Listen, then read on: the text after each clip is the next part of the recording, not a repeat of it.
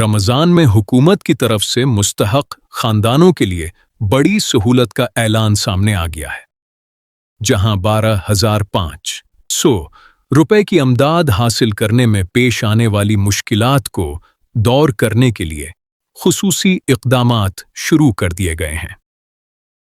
حکومتی اعلان کے مطابق کئی شہریوں کو امدادی رقم لینے میں مشکلات پیش آ رہی تھیں، خاص طور پر شناختی کارڈ یا موبائل نمبر کی غلطی کی وجہ سے درخواستیں رکھی ہوئی تھیں۔ اب ان کیسز کی تصدیق کے بعد انہیں درست کر کے ادائیگی ممکن بنائی جائے گی۔ اسی طرح ایسے بزرگ یا معذور افراد جن کے فنگر پرنٹ میچ نہیں ہو رہے تھے، انہیں نادرا سے سرٹیفکیٹ اور فیملی رجسٹریشن سرٹیفکیٹ حاصل کر کے اسسٹنٹ کمشنر آفس سے رابطہ کرنے کی ہدایت دی گئی ہے۔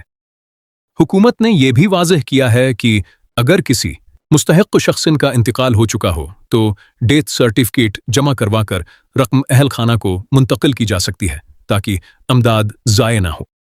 تاہم حکام کے مطابق بلاک شدہ CNIC کی صورت میں ادائیگی ممکن نہیں ہوگی اور ایسی رقم دوبارہ محکمہ سوشل ویلفیئر کو واپس چلی جائے گی۔ وزیر اعلی نے متعلقہ اداروں کو ہدایت دی ہے کہ رمضان کے مقدس مہینے میں مستحق افراد کو دفاتر کے چکر لگوانے کے بجائے ان کی شکایات فوری حل کی جائیں تاکہ امدادی رقم جلد از جلد حقیقی حقداروں تک پہنچ سکے۔ اگر آپ بھی اس امدادی پروگرام کے مستحق ہیں تو اپنے کوائف فوری درست کروائیں تاکہ 12,500 روپے کی رقم بغیر کسی مشکل کے حاصل کی جا سکے۔